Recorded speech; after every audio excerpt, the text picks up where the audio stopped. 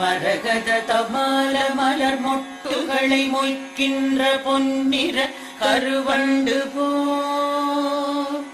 மாதவன் மார்பினில் வாசம் புரிந்தங்கு மெய்சிலிர் பேற்றும் விழிகள் மரகத தமால மலர் மொட்டுகளை மொய்க்கின்ற பொன்னிற கருவண்டு போல் மாதவன் மார்பினில் வாசம் புரிந்தங்கு மெய்சிலிர் பேற்றும் விழிகள் பரவும் பல்வடிவத்தின் செல்வ வளமாகிடும் திருமகளின் அழகு விழிகள் பறிவோடு அந்த இரு விழிகளின் கடை நோக்கு மங்களம் எனக் கருள்கவே.